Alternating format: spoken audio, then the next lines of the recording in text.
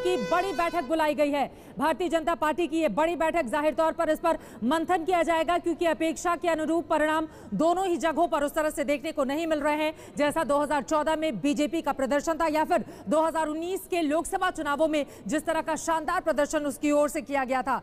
दिल्ली में हरियाणा बीजेपी प्रभारी के नेता अनिल जैन है, हरियाणा बीजेपी के प्रभारी बड़ी बैठक में शामिल होंगे। मंथन किया जाएगा और साथ ही बनाने की कोशिश आखिर किस तरह से जेपी नड्डा के नेतृत्व में ये बैठक हो रही है कि किस तरह से बीजेपी अपनी सरकार बना ले हरियाणा में, जिसकी कोशिशों में ये पार्टी अब इस वक्त लग भी गई है।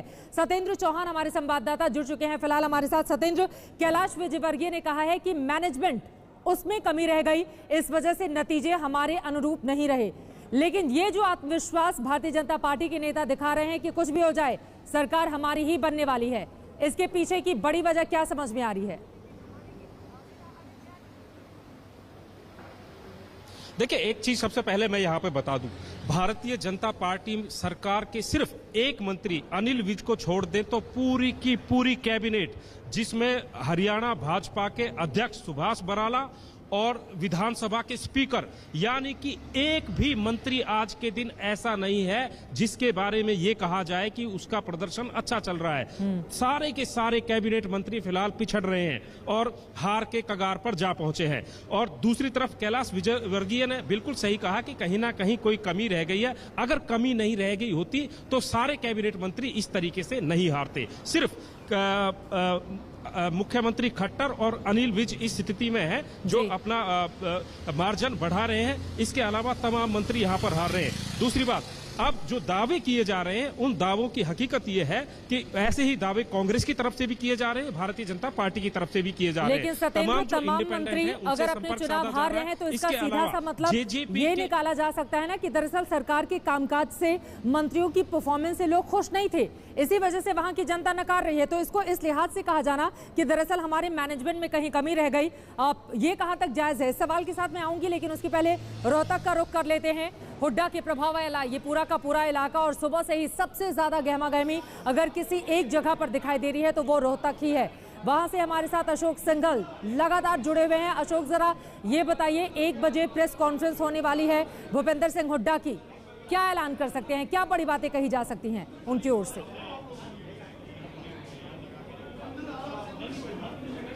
क्या एक बार दोबारा सवाल पूछिए चित्रा। हुड्डा साहब 1 बजे प्रेस कॉन्फ्रेंस करने जा रहे हैं, मकसद क्या है इसके पीछे का?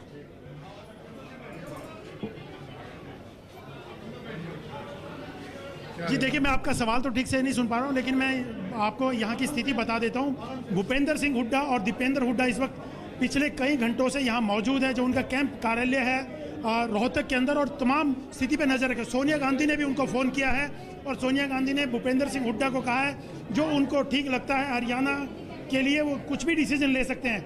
हुड्डा की बात हुई है सोनिया गांधी से और सोनिया गांधी ने कहा जो चाहे आप डिसीजन ले, फ्री हैंड दिया उनको।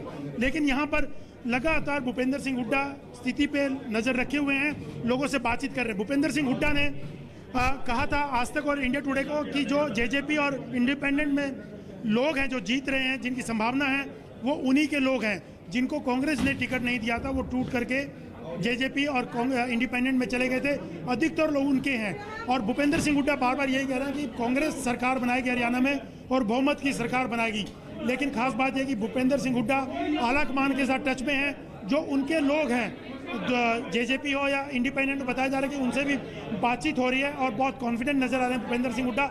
और उनके समर्थकों का यहाँ पे जमावड़ा भी लगा हुआ है लगातार, और आज तक को देखा जा रहा है। लेकिन आला कमान लगातार भूपेंद्र सिंह हुड्डा से बात करें, चाहे वो अहमद पटेल हो या सोनिया गांधी, लगातार भूपेंद्र सिंह हुड्डा के टच में है रोहतक। अशोक, महत्वपूर्ण तो यही है, आला कमान से बातचीत में भी होगा क्या? क्योंकि 31 सीटों के आसपास ही कांग्रेस पार्टी सिमटती हुई दिखाई दे रही है। जेजेपी और अन्य पार्टियों को साथ लाना होगा तभी सरकार बन पाएगी। अब उनको मनाने के लिए क्या कोशिशें की जा रही हैं, जरा अंदर से इस बारे में कोई बड़ी खबर निकाल कर लाइए फिलहाल। तब तक मैं गौरव भाटिया का रुख कर लेती हूँ, भारतीय जनता पार्टी के नेता हमारे साथ जुड़े हुए हैं। गौरव, सीधा सा सवाल है, देखिए कांग्रेस पार्टी भी लग गई है कोशिशों में और सोनिया गांधी की ओर से कह दिया गया है कि जेजेपी के साथ मिलकर सरकार आपको किस रूप में बनानी है, हुड्डा साहब इसका फैसला लें, तो बीजेपी कहीं पिछड़ ना जाए हरियाणा में सरकार बनाने से।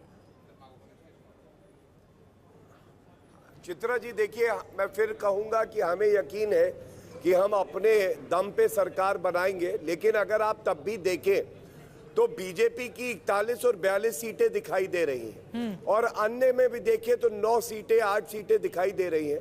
तो आज भी सबसे बड़ा दल जो हरियाणा में है वो बीजेपी ही है। और महाराष्ट्र का भी मैं एक बात जरूर कहूंगा, साथी है हमारी कांग्रेस से बड़े महीनों बाद आई हैं, मैं उनका स्वागत करता हूं कि कहां शिवसेना बड़ा भाई माना जाता था और भारतीय जनता पार्टी को कहा जाता था जूनियर पार्टनर।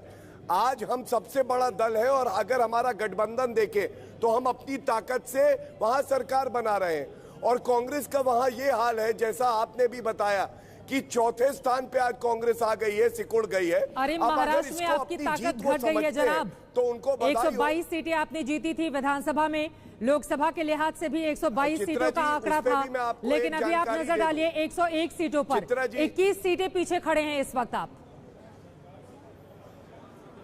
चित्रा जी, उस पे भी मैं आपको उत्तर दे दूं। पिछला चुनाव वो था जहां हमने अपना अकेले चुनाव लड़ा था, कोई गठबंधन नहीं था, तो ज्यादा सीटों पे भारतीय जनता पार्टी लड़ी थी। आज हमारा कन्वर्जन रेट पिछले चुनाव से बेहतर ही है और जो आंकड़ा आपके लिए मायने रखता है वो ये रखता है कि गठबंधन ने कैसा किया। देवेंद्र फडणवीस जी के नेतृत्व में चुनाव लड़ा गया और हमारी पूर्ण बहुमत से काफी ज्यादा सीटें वहां दिखाई दे रही हैं। ये अपने आप में दर्शाता है कि जनता का विश्वास भारतीय जनता पार्टी और शिवसेना के गठबंधन पर है। ठीक है, आपको लग रहा है कि भारतीय जनता पार्टी शानदार तरीके से न सिर्फ महाराष्ट्र में बल्कि हरियाणा में भी सरकार बनाने जा रही है। और रोहित, ऐसे सवाल के साथ आपके पास आते हुए, राज तिलक का प्रोग्राम अंजना ने भी बहुत हिस्सों में किया, आपने भी खुद मुख्यमंत्री का इंटरव्यू किया था जिसमें उन्होंने दावा किया था कि मैं तो सरकार बनाऊंगा और प्रचंड तरीके से 75 पार जाएगी। ये जो तमाम दावे थे बीजेपी के, ये हवा में कहां गायब हो गए? सबसे बड़ी वजह, अगर भारतीय जनता पार्टी हरियाणा में 40-41 के आसपास सिमट रही है तो उसके पीछे की बड़ी वजह, बड़ा कारण क्या दिखाई देता है? रोहित, देखिए, इसका तो आकलन मुझे लगता है बीजेपी को अब खुद बैठ के करना होगा। वो अपनी समीक्षा करेंगे कि कहां उनसे चूक हो गई, क्या वो टिकट गड़बड़ बांट गए, क्या टिकट बंटवारे के बाद सारी चीजें गड़बड़ाई, क्योंकि उसके पहले तो उनके खेमे में काफी आत्मविश्वास दिखाई दे रहा था, लेकिन उसके बाद बिखराव काफी दिखाई देता रहा। आशुतोष जरूर इस बात पर कुछ कहना चाहेंगे कि जो मौजूदा परिस्थिति ये 41 और 31 वाली दिखाई दे रही है, उस पर आपका आकलन क्या है? उसके बाद रागिनी नायक से भी एक सवाल लेंगे, आप बोलिए।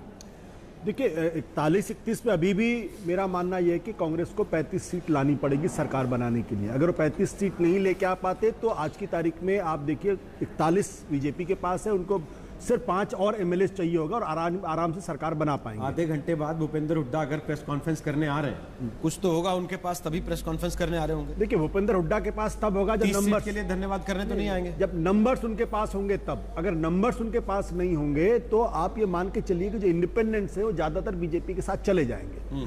ये जेजेपी को लेके तो आशान्वित हो सकते हैं, लेकिन इंडिपेंडेंस को लेकर आशान्वित नहीं हो सकते।